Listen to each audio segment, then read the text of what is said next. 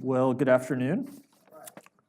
I'm Daniel Benjamin. I'm the director of the Dickey Center, and I'm delighted to welcome you to this discussion of the war in Yemen. For Americans, Yemen is about as remote and as little known a country as you can find, and it's gotten relatively little press coverage. Already one of the world's poorest nations, it's been the site of a conflict that has produced a humanitarian crisis of really unimaginable dimensions. It's estimated that today 22 million Yemenis are in need of humanitarian assistance in a country of 29 million.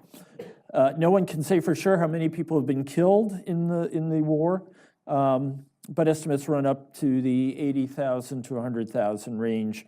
And cholera has torn through the country with well over 1 million suspected cases just last year and more than 1,000 deaths. Many of you will have read the coverage in the New York Times just a few days ago about the plague of landmines in the country as well. And this is just heartbreaking stuff. The tragedy might have been averted or have been a much smaller nature had the conflict not become a proxy fight between Saudi Arabia and Iran, geopolitical rivals, and the leading powers in the Sunni and the Shia world, respectively. Our own nation has been implicated in this fight because of our support for Saudi Arabia and its partner, the UAE, United Arab Emirates. That support has included weaponry, in-air refueling, and intelligence. And what began as an effort under the Obama administration at containing civilian casualties and limiting them as far as possible has gone on for much, much longer than anyone thought possible and has been a subject of great criticism of the Trump administration because of its refusal to take any critical steps against the Saudi government. Of course, as most of you will know, Saudi actions have elicited a tremendous amount of anger, and that has led to a sharpened political battle in Washington. Before the end of the last Congress, both the Republican-controlled House of Representatives and the Senate voted to cut off support for the Saudi war effort. A new vote was held just last week, and the House reaffirmed its position, and it remains to be seen what will happen in the Senate. It's safe to say that this is one of the sorest points of contention over U.S. foreign policy today. And these votes, it should also be noted, represent the first time that Congress has ever invoked the War Powers Act to stop a military action. Anyway, I'm delighted to discuss these issues with us today. The origins and the possible conclusion of the war in Yemen is Ambassador Stephen Seche. He served as U.S. Ambassador to Yemen from 2007 to 2010, and then continued overseeing Yemen, as it were, from 2011 through 13, in his culminating post after 35 years as a U.S. Foreign Service officer, when he was Deputy Assistant Secretary of State in the Bureau of Near Eastern Affairs. Among other postings, Steve Seche was Charge d'Affaires, otherwise known as Acting Ambassador, at the U.S. Embassy in Damascus, and before that he was Deputy Chief of Mission there. He was Director of the Office for Egypt and Levant Affairs at the State Department, and earlier in his career, he had postings in Guatemala, Peru, Bolivia, Canada, and India. He's had fellowships at USC in Georgetown.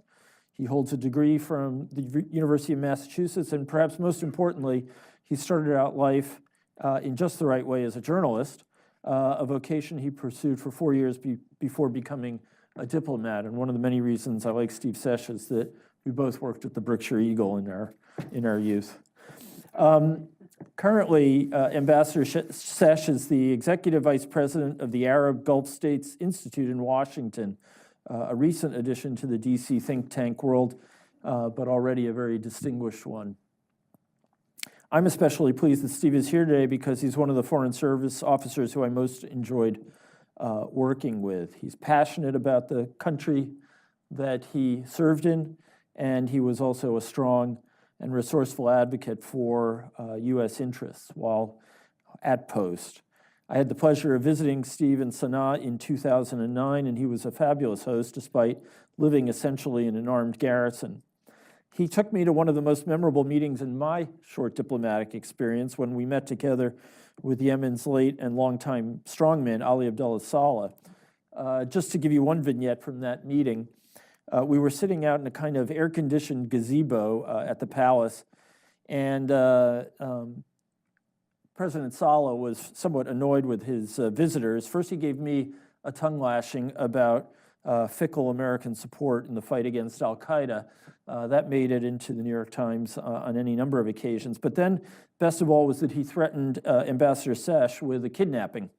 And kidnapping is serious business in Yemen and not to be taken lightly. So this was a rather concerning turn in our conversation.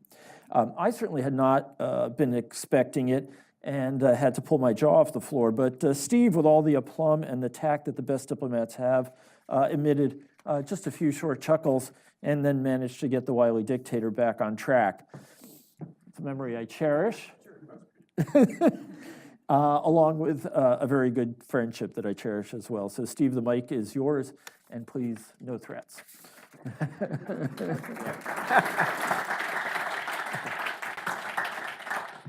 Well, Dan, thanks for the very generous introduction. I have a lot of Ali Abdullah Saleh stories. I could do a stand-up about that tonight, but I probably will not, in honor of the man who has now gone on to greener pastures, we hope. It's a pleasure to be here. I had a bit of a couple of wrinkles getting here. I told Dan I was trying to have a kind of a Yemen travel experience to get me in the right frame of mind to speak here this evening. So I had a canceled flight. I had a delayed flight.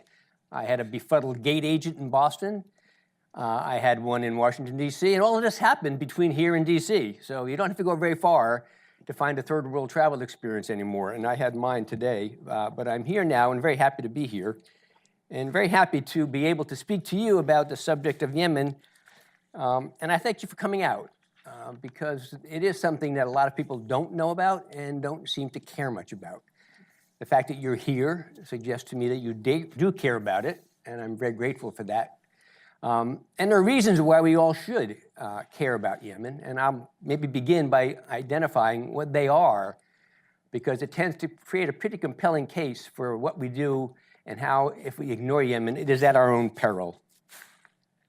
So I flipped to the map of Yemen so you get a sense of where it is here in the universe, and you can see very close to the Horn of Africa, this Bab ElMandeb is 11 miles wide at its widest point.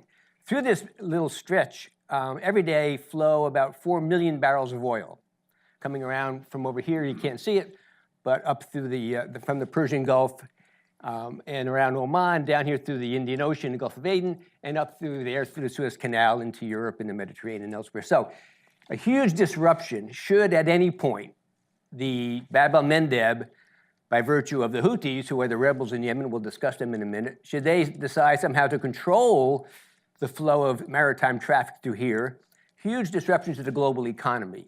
Now, there's already been instances where the Houthis have fired on maritime and naval vessels, including one of our own destroyers. In 2016, the USS Mason was fired on when it was doing patrol up here north of Mocha, and they fired missiles back to take out a radar installation they thought had probably targeted the destroyer. So one reason, I think, again, is maritime security, flow of oil through there is very important. Secondly, and maybe even primarily, is the fact that Yemen has been for years the home of al-Qaeda in the Arabian Peninsula, which is why Dan Benjamin made it a point to visit Yemen when he was the head of counterterrorism at the State Department. And AQAP, as they're called affectionately, have taken up residence way out here, and this is the empty quarter, so there's not a lot out there. But AQAP has found a very nice safe haven, because Yemen is really not very well governed. Even in the best of years, best of times, Yemen is not very well governed. And AQAP, as you'll recall, on at least 2 instances, has tried to attack or has conducted attacks against American interests. The first was in Christmas of 2009, when a young Nigerian man who had been in Yemen and had been fitted with a bomb, an explosive device, which was stitched into his underwear by none other than Anwar al-Awlaki and a bomb maker by the name of Ibrahim Asiri, and then put on a plane on the way into Detroit on Christmas Day, 2009. He tried to detonate the bomb, Only by the virtue of an act of God, it didn't detonate, and it didn't blow up. 2010, the same crew, Ibrahim Asiri and others in AQAP, stuck a lot of explosive materials into toners, the cartridges, in printers, and had addressed them to a synagogue in Chicago and put them on a plane that flew into Heathrow Airport and was going to be transferred from there to a plane to the US. Only by virtue of very good intelligence from the Saudis did we detect that, and they were offloaded, and that attack didn't happen either. Now, earlier this year, our forces claimed to have killed Ibrahim Asiri, the bomb maker. That was the third time they've claimed to kill Asiri. This time it may be true. We haven't heard anything from him since then, so I suspect maybe he has also been dispatched. It was his life's work to try, however, to be able to create a non-ferrous explosive, that is, one with no metal, that would be able to bypass all of our airport metal detectors and everything else that we take for granted in our security chain. So if Asiri is no longer with us, I'll mourn briefly and say let's move on from that too. Two reasons why Yemen should be of concern to us. And a third reason is Saudi Arabia. Now you can see it's not labeled up here, but just across that line where it says Ruba Khali and Piquater and Najran, that's Saudi Arabia. There's a long border there. Now, Saudi Arabia, like it or don't like it, is not really the issue here. But Saudi Arabia is a key strategic ally of ours. It is the global oil swing producer. It has an enormous impact on what happens in our world economy, and also as the custodian of the two holy shrines of Islam, it has an enormous impact on what happens within the religion of Islam, in the Muslim world more generally, and our relations with Islam in the Muslim world more generally. So Saudi Arabia's stability, if it were to be threatened, would just send ripple effects all across the Middle East, all across the globe. Better not to mess with it. Monarchies, for the time being, are perhaps the only stable element in the Middle East. We've seen, after the Arab Spring of 2011 and 12, we've seen every effort at a republic start to wobble and go belly up. The monarchies, for better or for worse, have remained stable because I think people in monarchies have decided you're going to trade off your ability to have a responsive democracy for the security and the stability that a monarchy offers. Again, it's a trade-off, and people are trying to make a judgment as to what is best going to protect their interests. Now, as Dan mentioned, there's a fourth reason for us to worry about Yemen, and that is the humanitarian catastrophe that has unfolded in Yemen since this war began. Well, since Saudi Arabia entered the war in 2015. There was a civil war going on prior to that point, but it really was pretty much internal, and it was internal forces. It was a rebel force known as the Houthis, and I'll explain who they are in a moment, against the government forces aligned with President Abdul Hadi, who had been Ali Abdullah Saleh's successor. I'll get to that, also explain to you how he managed to get in office. But since then, we have had a terrible humanitarian situation evolve. And I think as a global leader, it is incumbent upon the United States of America to play a role in trying to resolve this issue. That's not a thought that at the moment holds much currency in Washington, except among the working class and the middle ranks. But among leadership, it is not something people are going to stick their necks out and go charging into, except for the fact that Congress has now taken a look at this and said, no, we have to do more about this. And I think Congress, as Dan suggested a moment ago, is driving very much the policy discussion on Yemen in Washington at the moment. So the question is, how do we get here? How do we get to this point? We have now a war that's gone on with Saudi Arabia, the UAE, and this coalition of Arab states against these Houthi rebels, these Shia rebels, supported to some extent by Iran.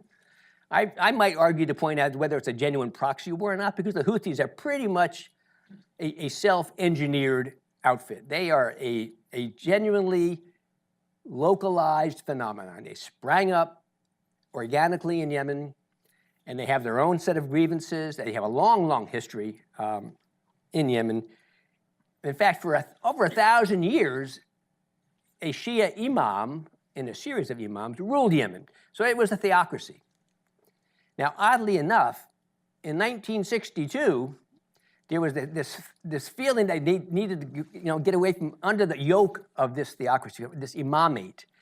And so there was a Republican force that started to brew up, and Egypt took its side.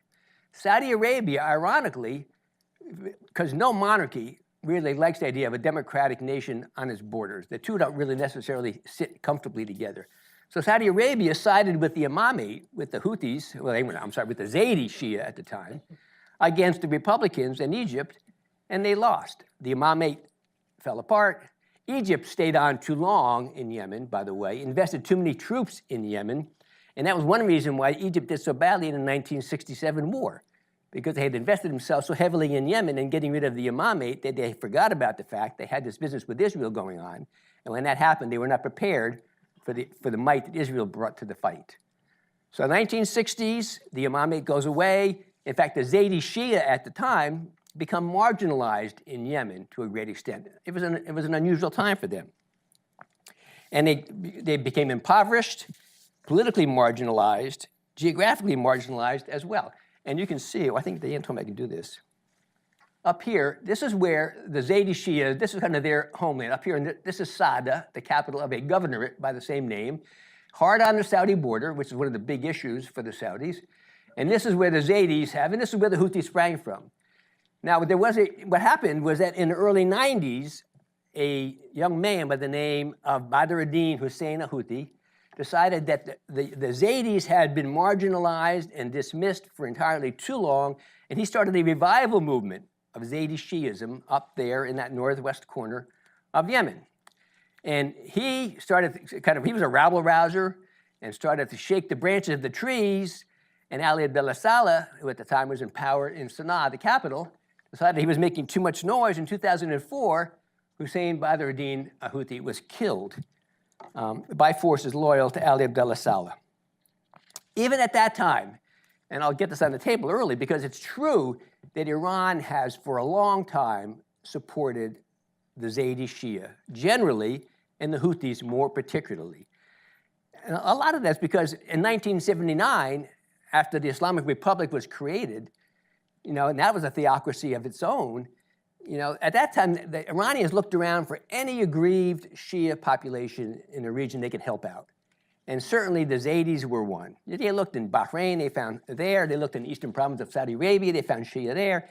They looked in Lebanon, they found Shia there. Anywhere they could find Shia who were being put upon by the government, you can bet the Iranians would go in. And they did. They did come into Yemen. And all through the 80s, they flew a lot of the Zaidis down into Qom in Iran for religious study, for education, for training in religion. And I don't think it was so much military at that point. It was more cultural, education, academic, and religious, kind of spiritual businesses. But slowly, the Zaidis became kind of, militarized. And a lot of that was after the death of Badruddin Hussein al-Houthi, and his brother Abdul Malik took over, and they started to get a little bit more agitated. And then from 2004 to 2010, there was a series of small wars between, at that point, a movement that had sprung up called the Houthis, in memory of Hussein Badruddin. And they, again, a segment of the Zaidi Shia, a militarized, at that point, force, who kept saying, we need to get more attention paid up here. So every year, they had a little cycle of fighting with the government of Ali Abdullah Saleh. They'd stop, they'd sit down, they'd talk about it, they'd make a concession, they'd go back to the neutral corner, the next year they'd start again. This went on for 6 years, 2004, 2010. No real resolution at any point, but the Houthis got very, very well seasoned on the battlefield. Over 6 years, you've got a young population of young men in this northern corner who do nothing but fight. And they're pretty well armed because basically Yemen, probably the only country, maybe less than the United States, it's the most heavily armed nation on earth. It's an ammo dump. And everybody in Yemen has an AK-47. I don't care if you're 6 years old or 60 years old. You walk around with an AK-47 over your shoulder because that's just what you do. Men and women. It's not at all unusual to see women heavily armed in Yemen. So it's easy for them to find weapons, and they found them, and they got a lot of use out of them over those 6 years fighting forces loyal to Ali Abdullah Saleh. From that time, even to today, the mystery of the Houthis, and it is to me still a mystery, they've never, ever issued a manifesto. They've never said, here's what we believe in. Here's what we are, our goals are these. So no one really knows, even now, as they go into peace talks with the Houthis, which are going on, what exactly the Houthis want. And I was among those who was so surprised in 2014 when the Houthis, at that point, they were kind of slowly worked their way down from Sada towards the capital, and in September 2014 marched into the capital of Sana'a, and basically at that point executed a coup d'etat. They took over the government of, at that point, it was President Hadi, who had succeeded Saleh. And then they didn't stop there, though. I could see that. I could see the rationale between going into the capital. You're unhappy with the government, you have the option to do it. But no, and largely because Ali Abdullah Saleh was still alive, he said to them, I'll make a deal with you. In spite of the fact that he had fought those 6 years of war against the Houthis, he had been pushed aside after the Arab Spring in 2011 and 12 by Saudi Arabia, by the neighboring countries, by the United States, by the Europeans, and nothing really irritated Saleh more than being dismissed and being disregarded. And he was a vindictive kind of a personality. He said, I'll get together with you, I'll get back at all those who stabbed me in the back. So he basically gave a green light to the Houthis to continue to march south from Sana'a, the capital, all the way down, and they did. And each time they went through any kind of an area that was controlled by forces loyal to President Saleh, they stood down. All the way down here, all the way down to Aden. So in 2015, Saudi Arabia wakes up and they look over the horizon and they say, oh my God, you've got this point of the Iranian spear has basically taken over all of the national territory directly to our south. And alarm bells go off all over Riyadh as the Saudi government tries to come to grips with what they're going to do now that this armed rebel bunch, which is basically, as I say, in their minds, nothing but agents of Saudi Arabia, control the country to their south and are able to quite easily go across the border into Saudi Arabia, which they do with impunity from time to time. And the Saudis are really nervous about this becoming a reverse attack and going into Saudi territory, because the same thing with Al-Qaeda. There is no one wants to control Yemen, right? I mean, no one wants to say, I'm going to be the president of Yemen. You know, that's not something that's not an aspiration anybody ever had. Maybe Ali Abdullah Saleh had it, but nobody else, because it's a mess. Why do you want to be the president of Yemen? It's a platform. It's a platform for Al-Qaeda to get to Saudi Arabia to be able to depose the House of Saud and take over as custodians of the two holy shrines of Islam. This is why the Iranians are able to irk the Saudis, because the Iranians feel, as a real Islamic theocracy, they should be the ones who control the holy shrines of Islam, not these Bedouin Sunni up in Saudi Arabia. It should be the Iranians. Their culture, they're educated, they're Persian, and they have a much better claim on it. So this is a lot of the rivalry. But it is really, that's the prize. It's all in Saudi Arabia. Yemen is the platform for Iran, platform for Al-Qaeda to move into areas that are far more interesting to them. Now, having said that the Houthis have no manifesto, here's a hootenanny that the Houthis throw from time to time. And you can see why, if you were willing or eager to believe that they are basically bought and sold by the Iranians or are fully owned and operated by the Iranians, you would believe that to be the case. Because their slogans are pretty alarming. They say, Allahu Akbar. They say, death to Israel, death to America, curse the Jews, and I can't read the bottom one. But it is pretty much a by-the-script Iranian bit of propaganda. And when I first went to Yemen in 2007, in my early conversations, the Yemeni official would say to me, don't you see what they carry around on those signs? You know, what's your problem? Are you stupid? You don't see? That's just Iran. I said, listen, it bothers me that they have a sign that says death to America. That doesn't make me happy. But in our country, we are able to say a lot of things that I find offensive. So if they only are offensive in their language, then it's not a reason for me to mobilize Dan Benjamin's counterterrorism money to come in here and really eradicate these guys. I'm not going to do that. You need to give me a better reason for really deciding America is being threatened by these guys. And we have never yet seen evidence that the Houthis pose a threat to American interests externally, which is one reason, I'm getting ahead of myself, but I'll do it because I'm here, why we have in our Congress now an effort to invoke the War Powers Act of 1973, because that says Congress, as the only branch of government that can declare war, has the unique authority to mobilize and deploy American forces in combat roles in support of an effort, in this case, to fight the Houthis. Now, our government claims we don't have no boots on the ground, but they are in joint coordination task forces. They are doing a lot of work with the Saudis logistically and elsewhere. So, you can argue either way, and they will argue either way. But you could, if the Houthis posed a threat to the United States of America, you could invoke the authorization for the use of military force that was passed after the attacks of 2001, which says any organization that we can find is going to use its resources to attack the United States can be attacked by forces employed by the United States of America. So this is not the argument being made against the Houthis. We do have forces. We do have some small numbers of counterterrorism forces fighting al-Qaeda along with the Emiratis down around here. Probably 10s and 20s, no more. But, special forces guys, and they do some targeting, they do some work with drones, and they do, they try to keep it's whack-a-mole, basically. You hit them one place, and they pop up somewhere else, and you hit them another place, and they pop up another place. But, so we do have guys here, but that is authorized. No one's arguing that our forces doing counterterrorism work in Yemen should not be there, because there is a threat by al-Qaeda. As I say, on 2 occasions, they've demonstrated their intent. These guys, as troubling as they may be, as worrisome as they be, as unattractive as they may be, are not known to be a threat to the United States of America. They may be a threat to Saudi Arabia. And I would imagine that's what the Saudis feel, and I think they're probably right. So what happened is that the Houthis suddenly found themselves in a position of controlling an enormous swath of Yemen's national territory as of about 2015. The Saudis decide in March of that year to declare that they're going to come in with a coalition of Arab forces, and they're going to be able to somehow roll this back in a matter of weeks, is what they think.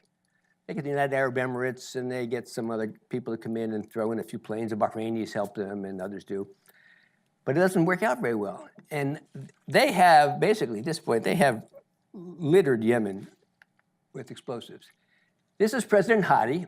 He was the man who, in 2015, after the Houthis had come in, as I say, they basically executed a coup d'etat against his government, put him under house arrest. He escaped. He went to Saudi Arabia, and then pled with the Saudis and others to go back into Yemen and get the Houthis out of there so he could restore himself to power as the legitimate authority, and he was. So there's no arguing his legitimacy. And he did, in fact, have a UN Security Council resolution, 2216, which mentions him by name as being his restoration of power, as being one of the fundamental reasons why the Saudis legitimately could enter Yemen. So in fact, the Saudis went in 2015 with 3 goals. First one, the legitimacy one, restore Abdurrahman Mansur Hadi, the president of Yemen, and his government to power according to the UN Security Council Resolution 2216. That's number 1. Second was send a clear message to Iran that you're not welcome in Arab lands. We know you're here. We know you're egging the Houthis on. You're probably arming them. You're doing a lot of training. We know this. You've got to leave the Arabian Peninsula. You've got to get out of here. And thirdly, they wanted to make sure that Saudi Arabia, as I said, was not vulnerable to attack by the Houthis, either by ballistic missiles that they could lob over the border, or by cross-border incursions of their forces coming out of Sada, where that's where their bailiwick is, and across the border into Saudi Arabia. 3 goals to go in with, and as of today, they've achieved none. Hadi is still, for the most part, in exile. He goes back and forth to Aden once in a while. Now they basically made, I'm sorry to keep flipping back on here, they basically made Aden the kind of de facto capital for the Hadi government, because Sana'a is controlled by the Houthis still. The Houthis control kind of this much territory here, all the way down to about here. You talk to the Saudis and they say, oh, we're winning the war. We control 80% of Yemen. I say, what 80% do you control? Oh, we control all of this and down here. I said, well, who lives out here? Nobody lives out there. So they control 80% of Yemen and 20% of the population, whereas the Houthis control about 20% of Yemen and 80% of the population. So the Houthis have not budged much. Really, there's been a lot of stasis on the ground, on the battlefield, since the war began. And as I say, the Saudis have achieved none of their goals so far. And in fact, in many ways, it's gotten worse because the Iranians have gotten more involved. The Saudis entering the war in 2015 was an invitation to the Iranians, hey, come on in. You know, we're here. You go. That's open door policy. We all get to play in Yemen now. And so it did become then more of a regional proxy war because basically, Iranians said, we're not going to sit on the sidelines. It's a simple, low-cost investment with a very high yield for the Iranians to come in here and throw some money at the Houthis, some training, some weapons if they need them, and they do give them the more sophisticated weapons.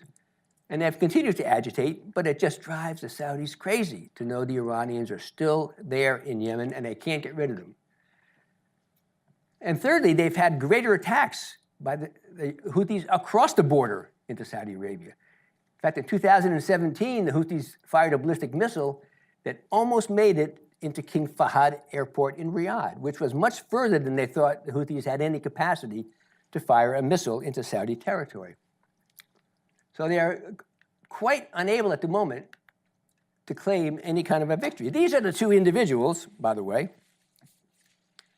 who had this great idea to go into Yemen in 2015. On the right is Mohammed Bin Salman. He is the Saudi crown prince. And on the left is Mohammed bin Zayed. He is the Emirati crown prince. Now, MBZ, as they call him, is a little older than MBS. That's the shorthand. MBZ, Mohammed bin Zayed, the Emirati. MBS, Mohammed bin Salman, the Saudi. He's 32. He's about 44. At the time, the thoughts were that MBZ was saying to the young man, listen, you are now the Minister of Defense and probably going to be someone more important. You should exercise your authority. Go into Yemen, clean this mess up, prove yourself to be a leader, a determined young man who's going to get things done. And I think that MBS, Mohammed bin Salman, went off half-cocked, thinking I can get this done pretty quickly. You know, I'll just send in this Air Force of mine, no ground forces to speak of. The Emiratis have special forces on the ground. The Saudis have virtually none. What the Saudis have done over the years is basically conduct an air war. And the air war has been amazingly severe. This is a look at what the estimation of airstrikes is from March of 2015, when the Saudis entered the war, to April of last year. The total number, 17,243 airstrikes. It is remarkable. There can't be a target left in Yemen Saudi Arabia hasn't hit at least twice. And it's remarkable that the number of times they've hit schools, markets, water sanitation facilities, electricity generating plants, and they claim, oh no, they were there because the Houthis were using them to amass forces, or they were using that school as a hospital, or they were using that marketplace as a meeting place. So there was a legitimate target because the Houthis were gathered there. But that's not a legitimate target if it's a civilian facility. The Saudis continue pretty much now at the same pace to continue to bomb Yemen, and they still have not committed ground forces the way the Emiratis have, because the Emiratis actually have experience. The Emiratis have fought with us in Afghanistan. They have pretty accomplished special forces, the Emiratis do. But when the Emiratis went into Saudi Arabia, I'm going to do this again to you because I want to show you this. Excuse me while I go back. Emiratis in 2015, they came into Aden. They landed special forces in the port city of Aden where the Houthis had control of the city. They did a pretty good job cleaning the Houthis out of there. Then they came up this way, took a sharp right, and all the Emiratis went out here to Mukalla, which is where al-Qaeda in the Arabian Peninsula had controlled the city, the port city of Mukalla, for a year. They marched in there in 2014 when this whole mess was going on and nobody paid attention to counterterrorism. They took over the port city of Mukalla. They raided the central bank branch there, got about $50 million in change, And we're setting up housekeeping for over a year there before the Emiratis sent their special forces in to dispatch them. And they did at the time. Largely, though, it was a tactical retreat by the al-Qaeda guys who could see they were outnumbered and outgunned. And they basically, as they often do, they melted away into the mountains and over here in some of these areas. They're just hard to get to. So they're still there. Al-Qaeda is still dug in. We know they're still there. And our guys, and as I say, in the Emirati Special Forces, are out there trying to keep them at bay as best we can. They've done a pretty good job. They are pretty much on their heels as a result of the attention that we in the Emiratis have been paying to them. But it is only the Emiratis who really have committed any substantial number of ground forces, except for, surprise, surprise, in this coalition, the Sudanese. They have 16,000 Sudanese forces on the ground in Yemen. You wonder what the Sudanese stake is in this. Well, they get paid by the Saudis. Basically, they're not getting paid by their own government, so they're very happy to come here and serve fundamentally as mercenaries. And they have done so. So there's a large contingent of Sudanese now in Yemen. So the focus at the moment of the war has moved here to this port city of Al Hudaydah. Hudaydah is the most important seaport. Well, Aden is very important, but Hudaydah is where 80% of Yemen's food and fuel and medicine enters here in the Red Sea. It has been controlled by the Houthis since September 2015. They're very dug in.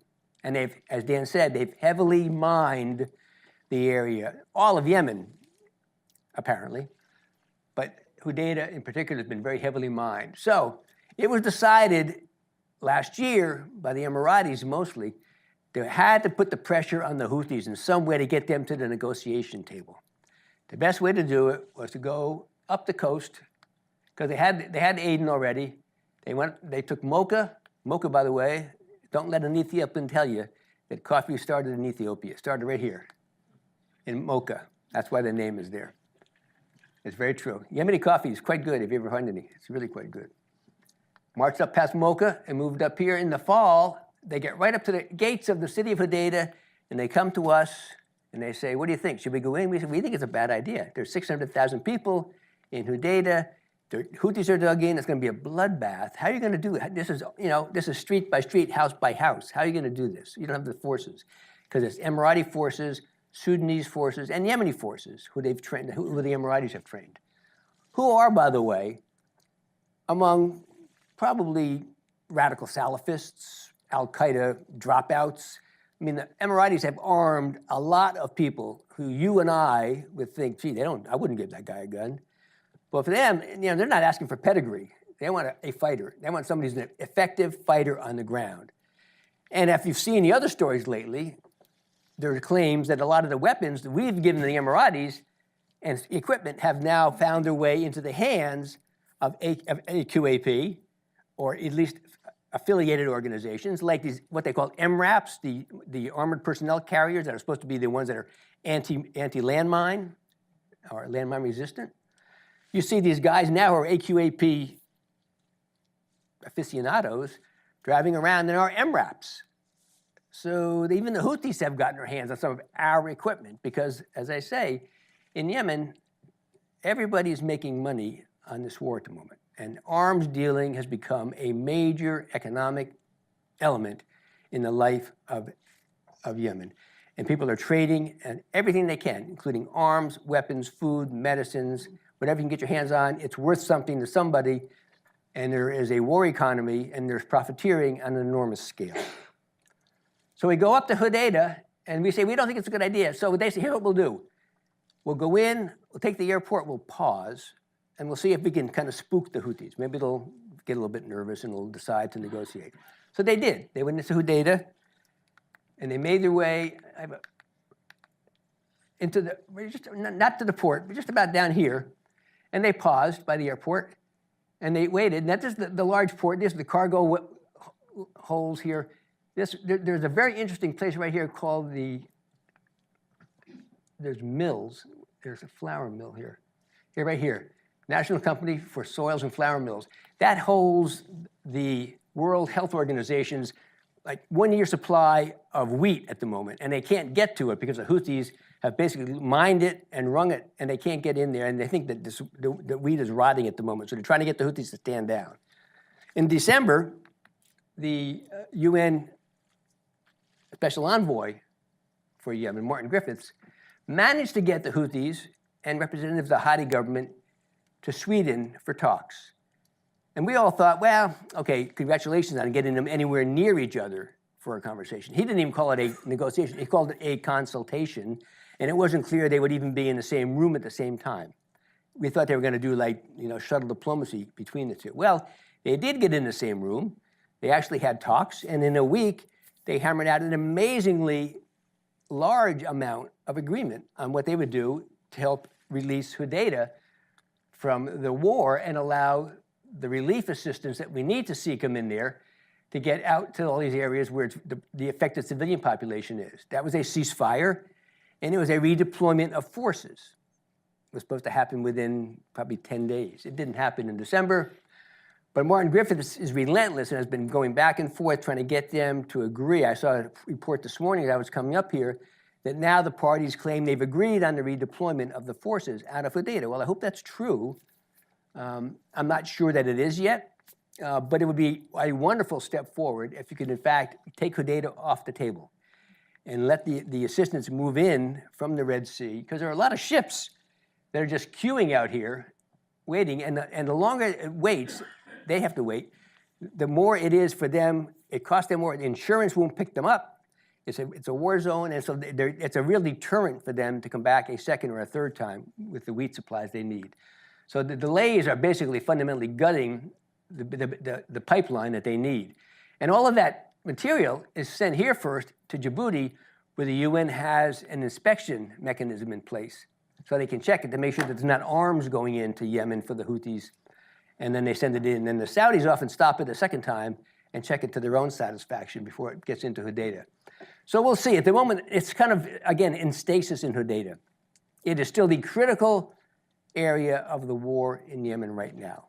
It is where this is going to, I think, really, if anything breaks, it'll be because Houdaida comes off the table.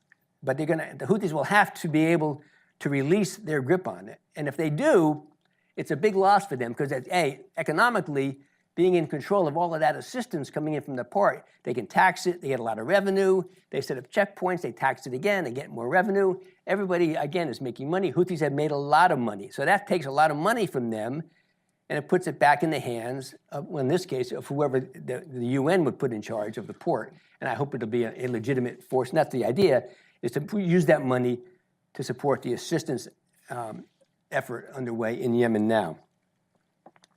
So that was called the Stockholm Agreement. There's a monitoring element to that, and we don't know how far that's going to go. Meanwhile, Sana'a is still under the control of the Houthis, and there's now increasingly battles up here along the border as the Saudis and forces and tribal forces aligned with the Saudis try to pressure the Houthis. That's maybe one reason why the Houthis are willing to give up Houdaida, is because they know pressure is building up here. They need to take some of their really effective fighting forces out of Houdaida and move them to the north so they can use them in case Saudi Arabia continues to press them along the border with the tribal forces. And it's not the Saudis again. It is the tribal forces that are effective fighters up there.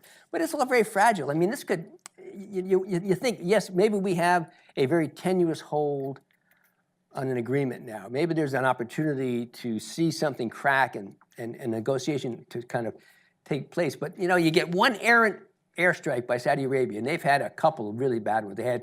They bombed a funeral parlor during a funeral in 2015, killed 143 people. Again, as I said, the Houthis almost hit King Fahd Airport in Riyadh. What if one of those missiles the Houthis fired actually hit a real population center? What would that do to the equation? What would that do to a conflict which is really just looking for something to metastasize around? You just don't know. So there was a real urgency here in trying to get the Houdaida talks to really be able to expand themselves so that you can start to see the momentum change from away from the only way to get out of this is through military ends to no, there is an option here of a negotiated end. Now, is that going to be what happens? Well, I don't know if it will, but I will ask the question that General David Petraeus always asked of his forces. So tell me how this ends. And I have a strong feeling that if someone had asked Mohammed Bin Salman in 2015, when he decided to go into Yemen, so tell me how this ends, he wouldn't have had an answer. And if he'd been forced to answer the question, he might not have done it in 2015, because clearly he went in without an exit strategy. And the longer he stays, the deeper he gets dug in, the harder it is to extricate himself. To now, so you say, well, what does it would take for Saudi Arabia to claim they can leave, to claim, because they will, they need to save face now. They've lost so much reputationally as well that they've got to find some way to say to their people, yes, we can claim victory. So we have those three goals the Saudis had coming in, right? One of which is to restore Hadi. Well, you can restore Hadi. Hadi, I think, is basically, he's gone. You'll bring him back long enough to reestablish a government and fulfill the UN Security Council resolution. Then you'll find some way to finesse him out of there and put in a new prime minister who will call elections for a new president, and a process will ensue that will be legitimate. And I think it'll be fine. So I don't think Hadi's restoration is something that Saudis are going to fall on their sword over. Second is Iran's presence in the peninsula. And I think that Iran needs to play a little ball here, and I think they may. Again, this is very low cost for the Iranians. They have maybe onesies and twosies of their Revolutionary Guard Corps in Yemen, but no real number of forces on the ground. If there's anybody there, it's probably members of Lebanese Hezbollah who are surrogates of the Iranians, but they're Arabs. So they speak Arabic, as opposed to the Iranians who speak Persian or Farsi. So the Iranians, I think, will probably, again, they're not a big force there. Anyway, so I don't think it's a big deal. I think that was more of like the optic of saying, if the Houthis are here, the Iranians must be hiding under their tailcoats. So we'll see if they can get a hold of them. What I think the Saudis will need to be able to say to get out of this is their national territory is secure. That they can go to their citizens and say, you can go to bed tonight and not worry about something falling in over your roof like this. A young man in Najran woke up one morning and he didn't have any ceiling left in his house because the Houthis had dropped a ballistic missile. It hadn't exploded, but it sure made a big hole in his roof. The Saudis need to tell their citizens, you are safe now. This is not going to be the end for you. We can protect you and we can protect our national territory. Because what kind of a sovereign nation are we if we can't even keep these ragtag Houthis from crossing the border at will and firing ballistic missiles into our towns across the border at will? That, to me, is where they've got to be able to come back with some kind of a concession from the Houthis. Now, same question. What do the Houthis want? No manifesto, no real clear idea. I think what they want is something that looks like it's commensurate with the influence and the territory that they've earned and gained over the last 4 years. They are a very small portion of the Yemeni population, maybe 2%. The Zaidis are probably 22%, the Zaidi Shia. The Houthis, this little group of followers of Hussein Badruddin Houthi, are probably about 2%. So what have they earned? And this is what the Saudis say, well, we'll give them 2% of the government. I say, yeah, but you can't give them 2%. They control too much territory.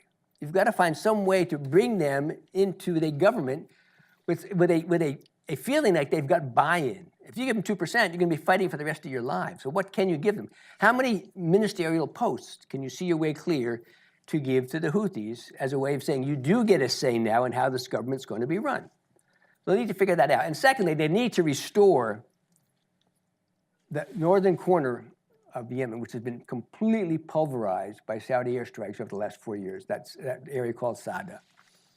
It is just terrible. So I think if you can give the Houthis an incentive, a legitimate piece of the government and control, at least participation in that, and a sense that they are economically going to be revitalized and physically rebuilt in their corner of what they call home, I think that may be the beginning of a conversation with them as well.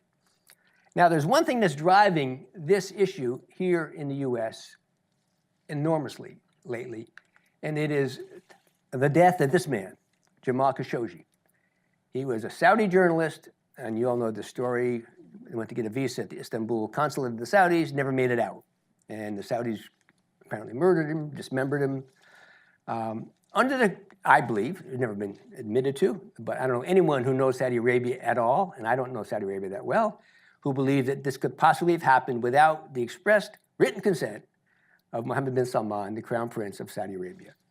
Now, the Saudis have said, no, it was a rogue operation. No, we got 17 people. We're going to put them all on, on trial. And these guys didn't get any kind of any kind of green light from Crown Prince. Well, that seems unlikely to almost everybody who's seriously looking at this. So Jamal Khashoggi was well known in Washington, and this is what the Saudis never anticipated. They never expected that the death of one man would raise that kind of an uproar in the U.S. They forgot, for example, that he wrote for the Washington Post.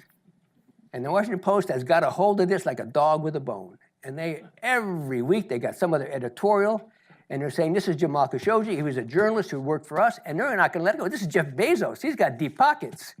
And he can run with the story for a long time, and he has. And the Saudis are really stunned that this story has not gone away.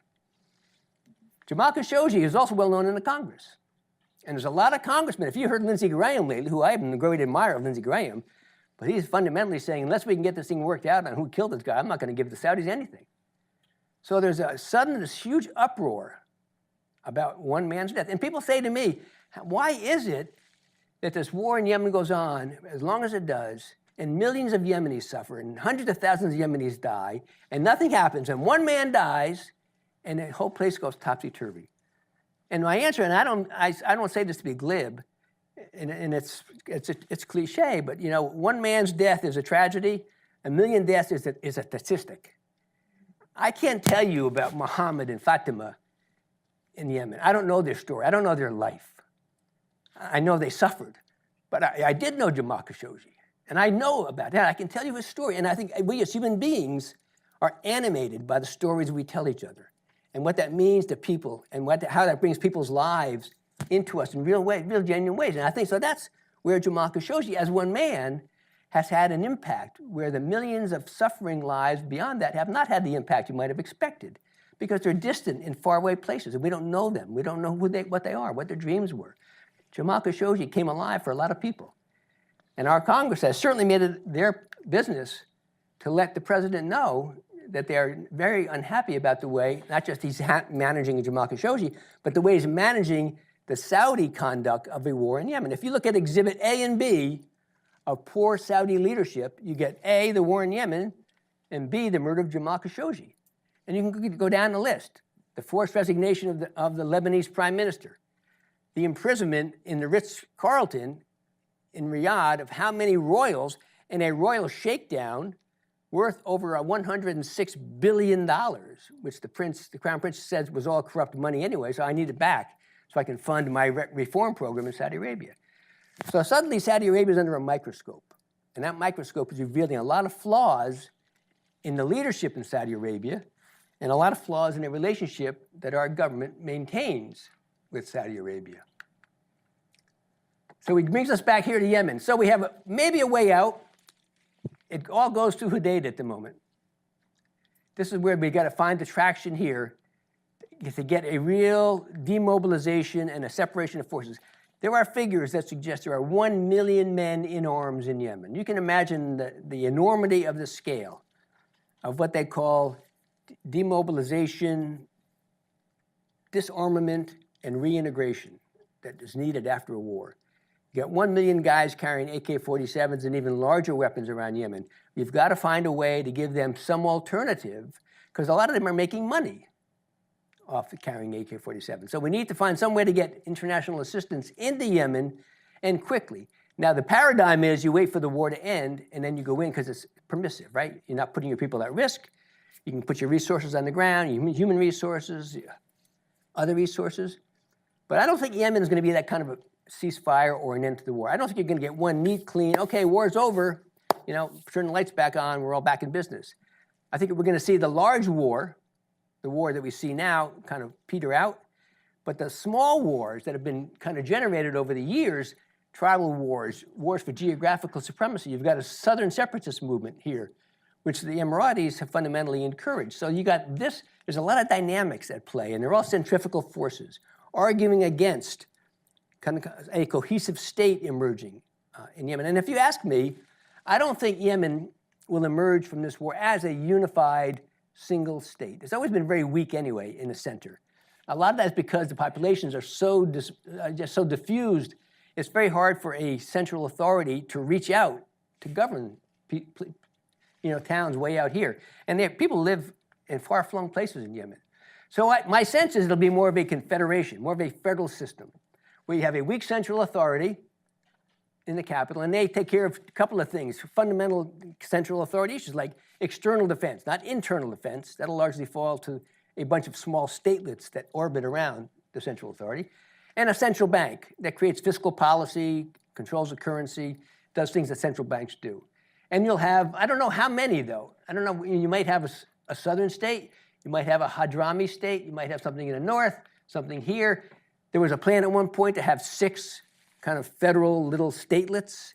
That fell apart because it was just, nobody liked the way they were drawn. They were drawn hastily, and they seemed to exclude the Houthis and others from what they felt was their reasonable piece of Yemen.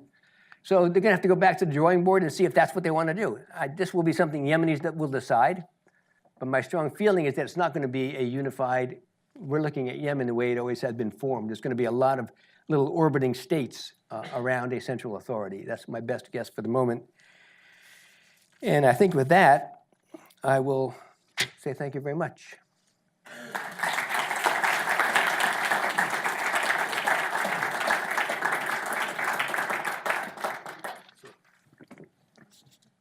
You have a preferred chair? I'll take this one. Okay. It's my worst side. Okay, so that was a terrific deep dive into a country that almost none of us know the first thing about. And I just want to start off with a few quick questions, and then we'll open it up to the audience.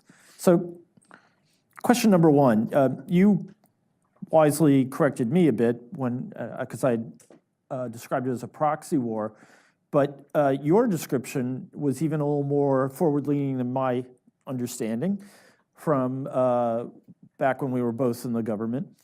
My recollection, and you can correct me, I hope you will correct me if I'm wrong, was that, in fact, Iranian support for the Houthis was virtually non-existent, and that we had heard from the Saudis time and time again, oh, those perfidious Iranians are arming the Houthis, and we kept telling them, we got a lot of intelligence and we don't see that. And that it went on for so long that eventually the Iranians said, hey, the Saudis are really worried about this. Maybe we should do it. Good idea. And that was where it started. And that, in fact, there were then several ships that were stopped on the high seas carrying weapons there, but that this was more, as you said, indigenous. The Houthis had a lot of grievances going way back. And that the Iranians saw this as a low-cost way of really sticking it to their local rival. And this is important because not only Yemen, but right now, there's a war party in Washington that wants to go to war with Iran, not with Yemen, but with Iran. And Exhibit A for a lot of these guys is look at them mucking about in Yemen and causing problems in the Saudis' backyard, our friends the Saudis. So is that a fair description of the situation? I think that what everyone who's studied this agrees is that the Houthis are not like Hezbollah. They're not there to advance Iran's regional interests in a big way. But tell us a bit more about this relationship, because I think it's really important in terms of where John Bolton and Donald Trump take us. Well, I don't disagree with the way you've characterized it, and I do think that the Iranian support, as I tried to suggest for a long time, was not military in nature. The Houthis didn't need military support for a long time because there was weapons aplenty in Yemen available to them.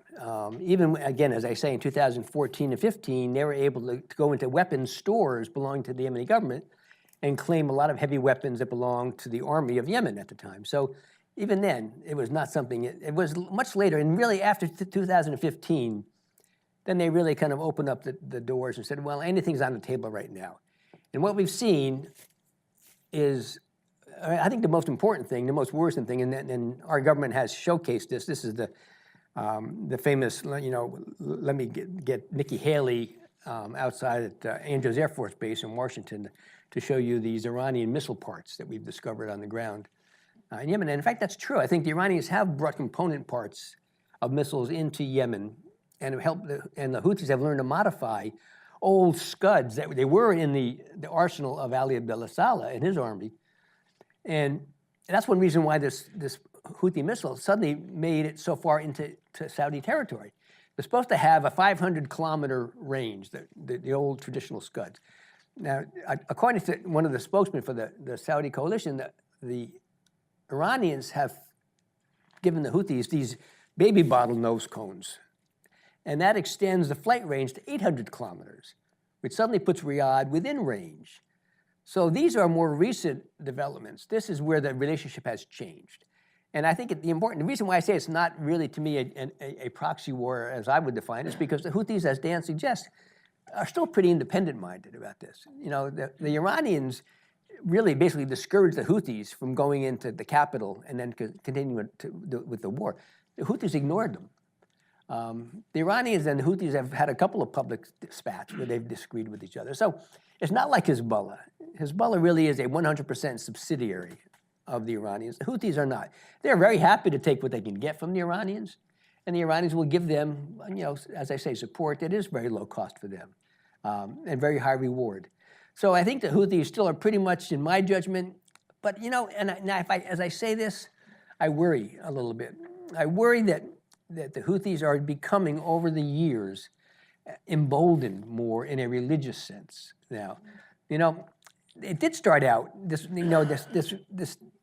kind of movement I tried to describe of Hussein Badruddin Houthi in the 90s, the Believing Youth. It was a Zaidi revivalist movement. And I think that there is now, growing within the ranks of the Houthis, I don't know how large a sensation it is, a sense that we should begin to think about us as the seed of a new imamate in Yemen.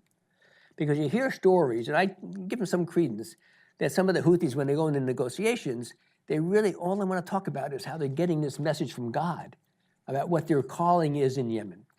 So I do think there are some now in the movement, and I don't know if it's the leadership, because there are some very practical, pragmatic people who are doing the negotiations. I don't think it's them, but there is some sense that I have, and I can't put my finger on it, that there's beginning to be a kind of a new emergence of a more religious style fervor within the Houthi movement that I don't think I detected earlier, and is now growing as they continue to hold on to power and see for themselves what claim they might have on Yemen in the future and on what basis they can make that claim.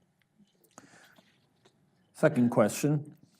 You talked about Al-Qaeda in Yemen. ISIS has also turned up in Yemen in some numbers. But, and you talked about Al-Qaeda being pushed back a bit by the Emirati forces. But, the kind of conventional wisdom is that there's nothing that terrorists like better than a good war zone. That is where they train. That is where the kind of human churn gets them foot soldiers.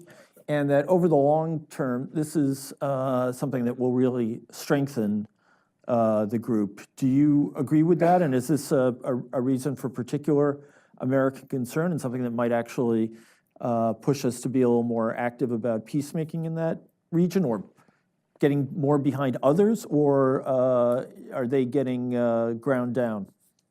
Yeah, I don't know. There was a time when I think we were in deficit spending in terms of our attacks on Al-Qaeda, because that really does, if you're not careful about that, you can kill a lot of the wrong people, and therefore basically just create a whole new, kind of well of sympathy and support for these movements. Because a lot of these Al-Qaeda guys are local guys. I mean, they're local guys who have grown up in the tribes, and they've become radicalized by Saudis and others. So the leadership of Al-Qaeda in the Arabian Peninsula in Yemen tends to be Saudis, but a lot of the rank and file tend to be Yemenis. And not too many foreign fighters at all. Again, who's going to go to Yemen? If you're going to be a foreign fighter, go somewhere that's interesting. But anyway, so you've got these guys there now, and I think that we've ignored them for a long time. We basically, again, we tried to hold them at bay, but we're not really making a lot of inroads, but we are being more careful. And the Emiratis, because they have their special forces on the ground, have much better intelligence about who the real actual fighters are. So we haven't had the careless strike, we haven't had the bad misfire, we haven't had the really big, large screaming headline about civilian deaths as a result of a drone strike that we might have had earlier. And that, I think, has helped us because we do find, I think we find, that we're getting pretty accurate information, pretty good intelligence, and we're getting to the targets. And we have kind of ground them down a little bit. And I don't see the movement really prospering at the moment as a result of the war. And that may change, but we have to be very careful. And I do think so far we've been able to, knock on wood, to be more careful there than we have in other theaters. Okay, why don't we open it up? Please wait for the microphone just so that you're recorded for posterity. How about over here? Yes, break it. Oh, it's a fly ball falling between the cracks. I wanted to thank you for your service to the country. I really respect that, and you spent your life, serving our country. So thank you. You're welcome. Thank you very much. Thank you. Professor Friedman. Just 1 second. Nope, behind you. You'll be next.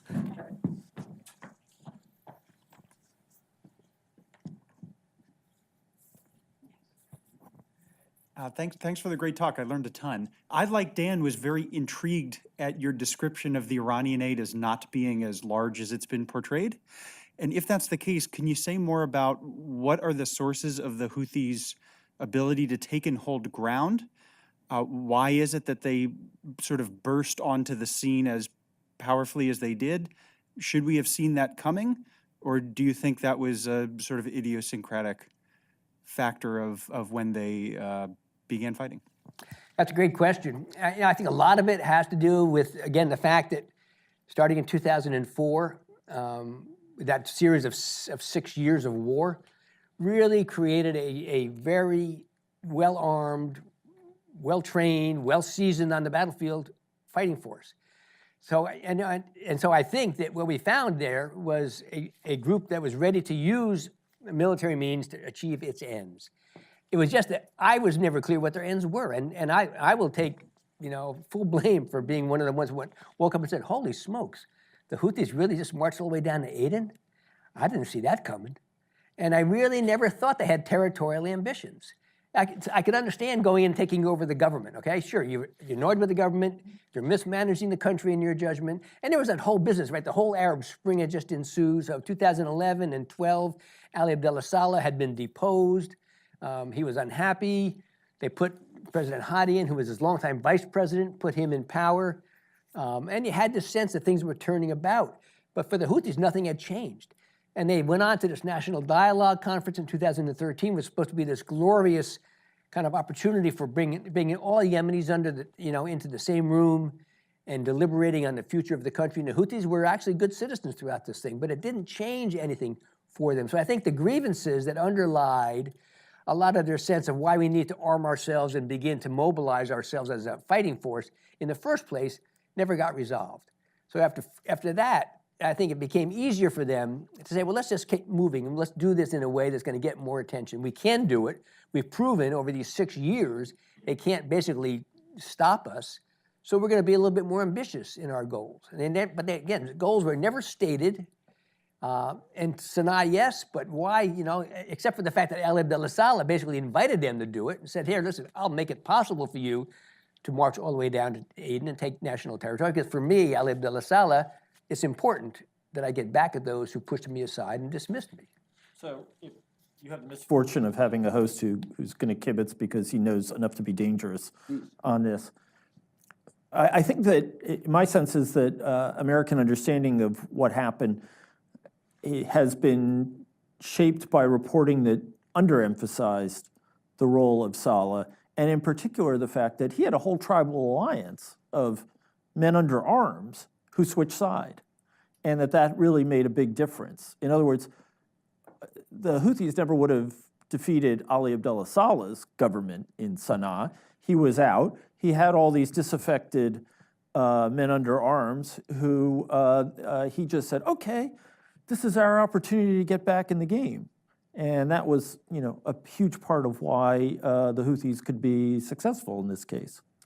Well, it was, but I also think it was a lot of, he had a lot of the uniformed forces who were still loyal to him. Exactly. Okay. So, I mean, he may have had tribal forces, and indeed he did. Yeah. But he also had guys who were heavily armed, who would have been the most likely break on a Houthi advance, who basically disappeared. They melted away because Saleh said, "That's fine." This guy really was bad news from the get-go. And there's that famous cable. I can't remember who said it. That when Ali Abdullah Saleh came to power, won't last 6 months, right? Yeah, the Washington Post said that at the time. And 35 years later, Yemen's a mess. So, wait for the mic. Please wait for the microphone. What about the UN? They have done some amazing things so far. I know it's in the middle of it. Is that just a quirk, what they did? What do you think of the UN people? What about the future of it? Are they the best hope at the moment?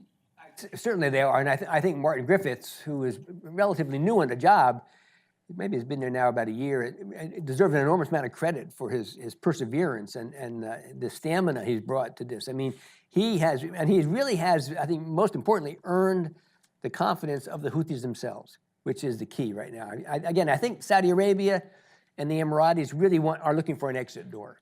They want to get out. They know the reputational risk is terrible, the damage has been terrible, the amount of money they're spending, the Emiratis are losing lives, the Saudis less so, but nothing is going right. So they want to get out. The Houthis, they're there. I mean, in the best of all worlds, when this war ends, all the Houthis do is march back up to Sada in the north and park themselves right on the border of Saudi Arabia. So they're not going anywhere. So he's been able to work very hard to get the Houthis' confidence, and they've been able to bring them to the table in Sweden and been able to have them negotiate fairly seriously. Now, my problem, my worry, is that there's a disconnect in the command and control system within the Houthi movement. And you have a group of senior negotiators who are pretty well, I didn't put the slide up, but they dress nicely, they present well, they speak well, they look rational and reasonable. But I don't know if the guys on the street who's carrying the AK-47 running a checkpoint, who's making a monthly salary by being able to tax relief assistance as it goes by in a truck, is listening to these negotiators. When they say, okay, we want you to stand down and redeploy out of Hodeidah, because that's what we've agreed to, they say, why am I going to bother? You come down and you take over this checkpoint, then you tell me what to do.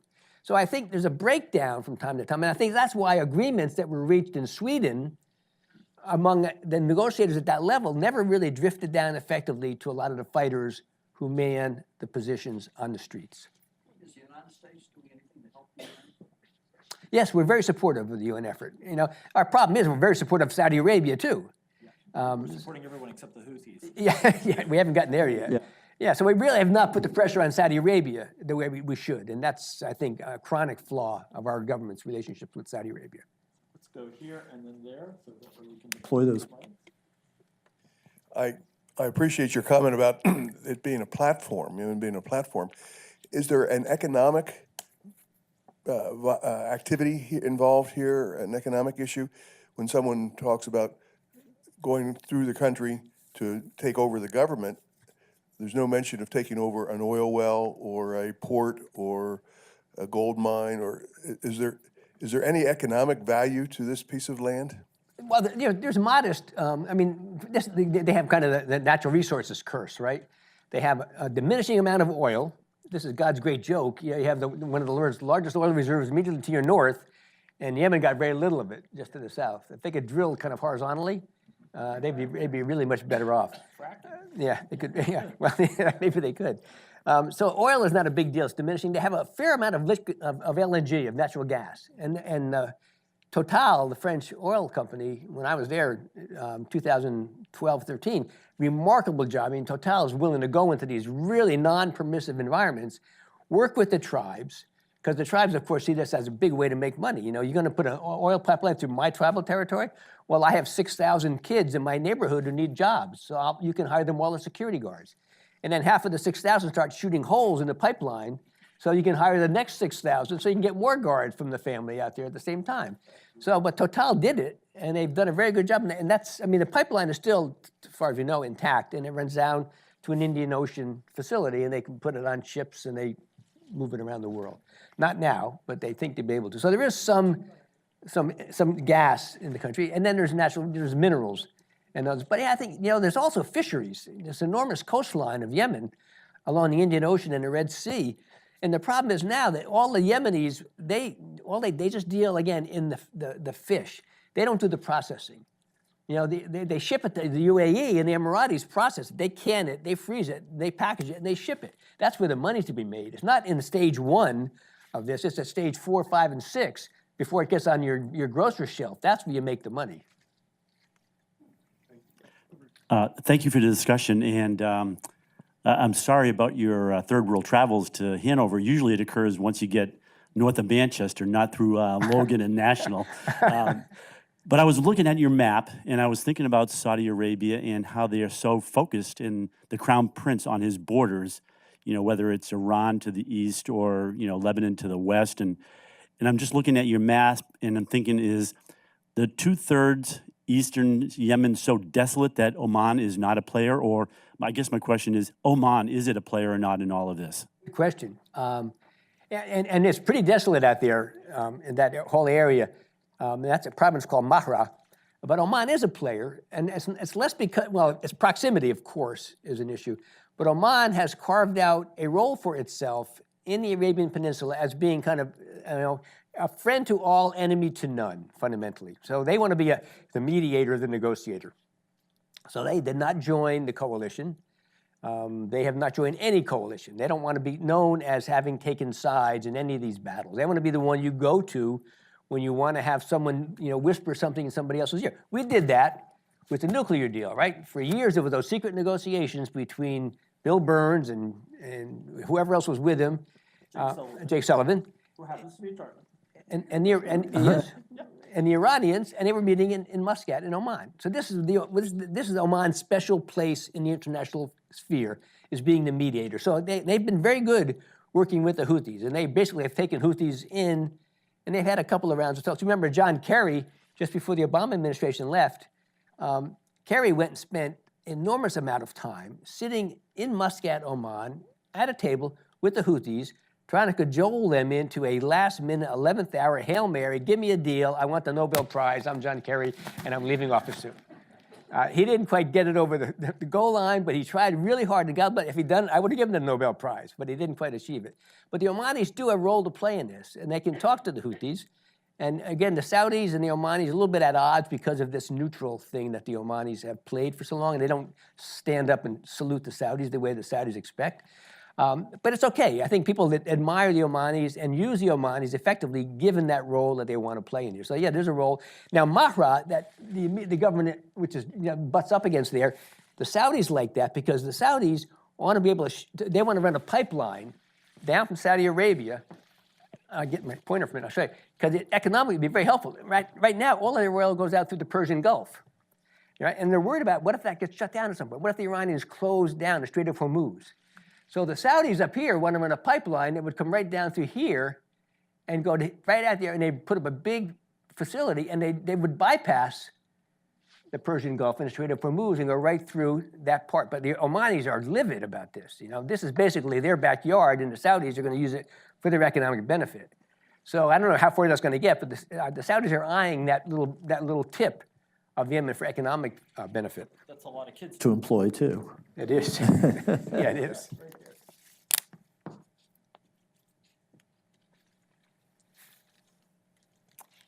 So you mentioned that the Houthis didn't have sort of a territorial stated goal at the beginning of this conflict, but I wonder in the sort of likeliest scenario that you've presented of how the conflict might end in terms of sort of a federal government with sort of surrounding localized states, what's your sense of what role the Houthis want to play in that type of a settlement if that's how it ends up? Is it sort of like a role in the federal government in Sana'a and then happy to sort of govern a local autonomous area in the northwestern corner of Yemen, or do they sort of want a hand in the other parts of the country? And then if it's and in this type of a settlement, what sort of guarantees are being made to sort of help Houthis believe that sort of settling for giving up a lot of this territory more in the southern part of the country towards Aden would sort of be a sustainable solution where it wouldn't just be they go back to their home base and then, you know, there's sort of renewal of activities to oust them from those areas? Well, I don't think the Houthis will give up territory easily. They're going to have to, again, and they still do control a fair amount of the territory down into the south, as far as Taz, although that's very contested right now. I think what you articulate there is what I would imagine was going to happen. The Houthis will be very glad to carve out a kind of a semi-autonomous, but equal to what the other semi-autonomous little statelets would be in the north, in the Sada area. They do want to have a Red Sea port. You can, just south of there, it's not on a map, it's called Midi. So they would like to have access to the Red Sea, economically be a huge boon for them. And they'll insist on that. That was not in the last deal that went on the table. So I think you will see them, yes, they want to be able to control a semi-autonomous state of their own and be safe and secure, and at the same time have access via the ministerial seats to what the federal authorities are going to decide about the way the states are treated. So they'll get both, well, they're going to insist on both, and I think they will get some version of that. Again, this will be something that will evolve over time. And I don't know how many permutations it'll go through before it ends up as a final arrangement, but it strikes me that that would be the best avenue to begin to think about in terms of how it's going to look at the end of the day.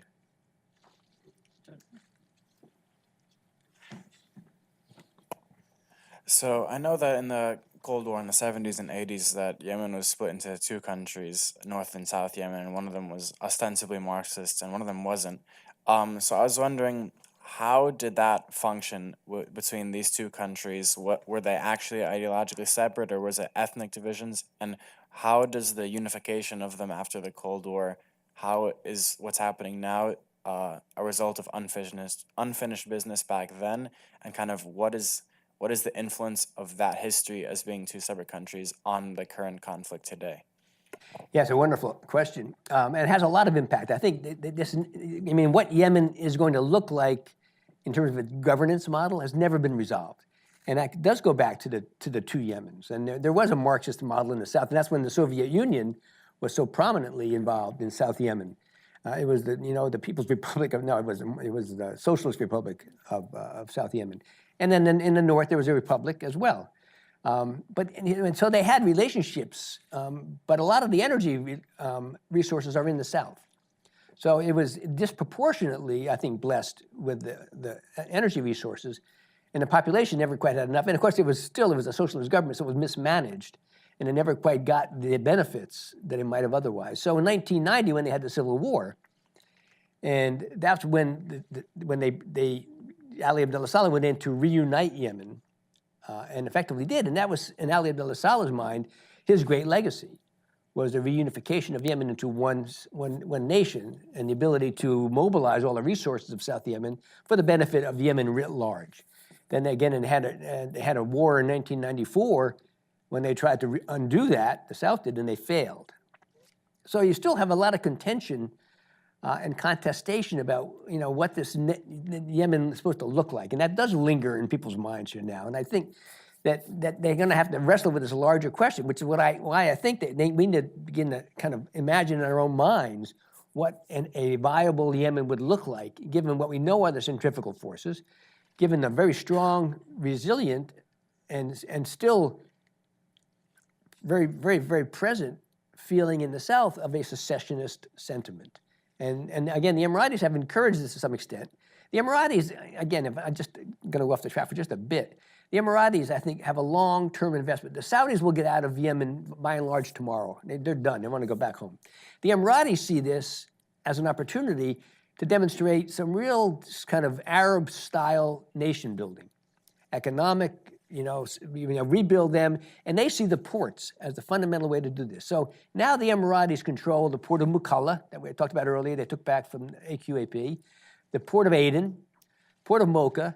If Hodeidah gets resolved, then they control the port of Hodeidah on the Red Sea. So all the major ports are now basically under Emirati control. Think of Dubai ports worlds.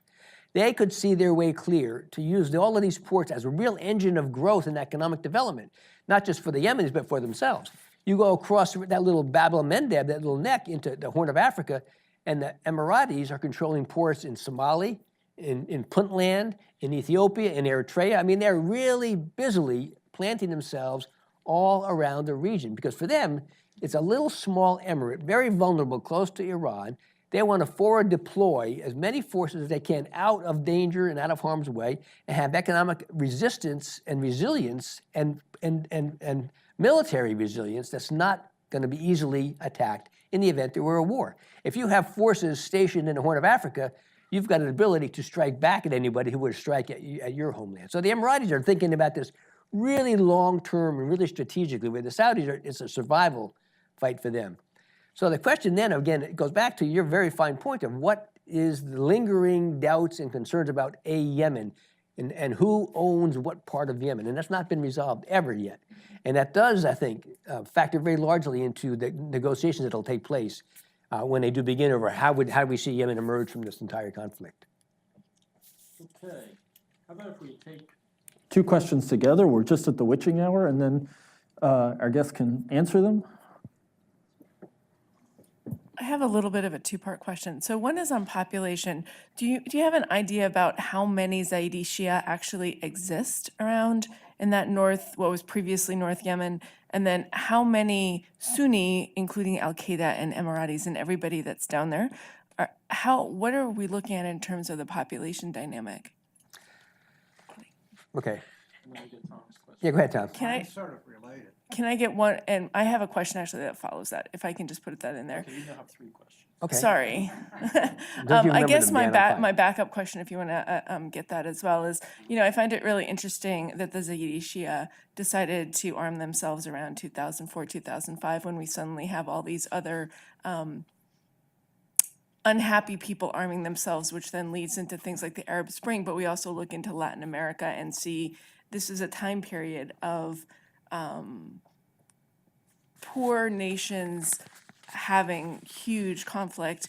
I find it very coincidental that Putin became into power in 1999, and 5 years later is when we started to see this. And then 10 years later, everything starts to take hold. And I know that's maybe conspiracy theory, and yet he does want chaos. So if you can comment, I'm just trying to get an idea in Yemen what's going on, and then also like the bigger picture there, if you think there is any, or if that's just irrational conspiracy theory, I don't know.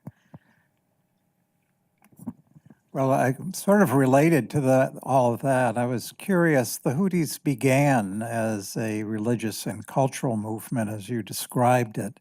And as they have spread their control throughout the country, is proselytizing part of what they're doing? You said they don't have a manifesto as such, but does it appear that they are trying to gain converts to what they see as their own brand of Islam, or is it just peripheral now to what they are?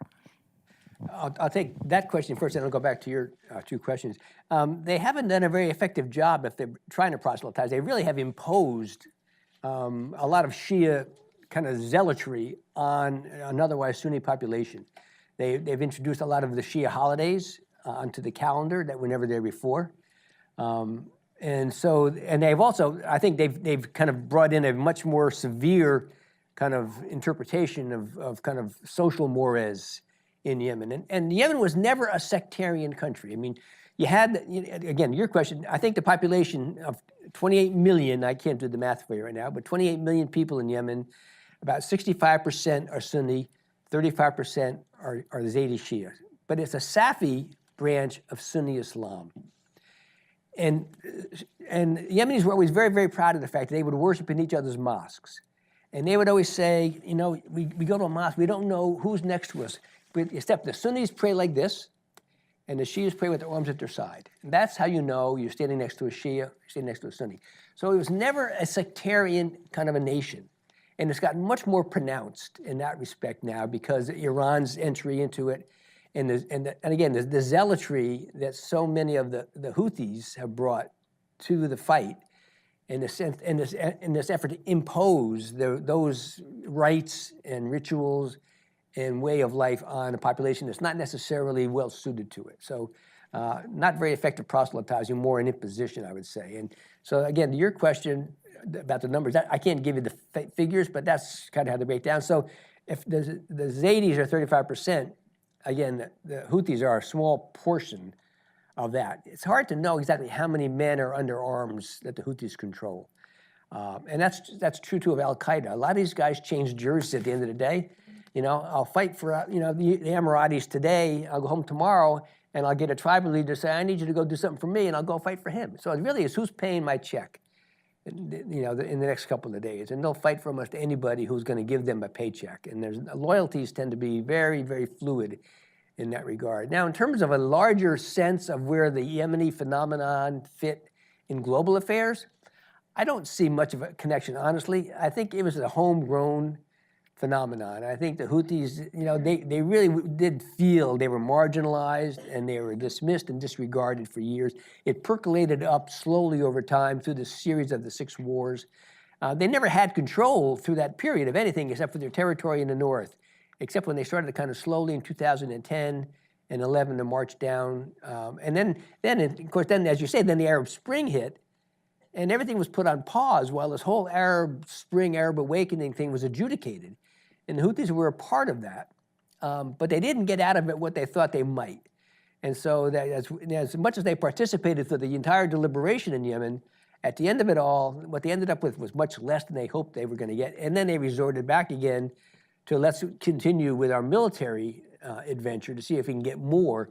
And that's where Ali Abdullah Saleh's support for them became critical, because they couldn't have done it. Again, if Saleh was opposing them, as Dan rightfully said, they would never have had the traction. Without Saleh as an obstacle, but rather as an ally, it became very easy for them to overwhelm the forces that were left. Okay, well, this was a great lesson and really fascinating discussion of one of the world's saddest places right now. But I want to thank Steve Seche for joining us today, and thank all of you for turning out.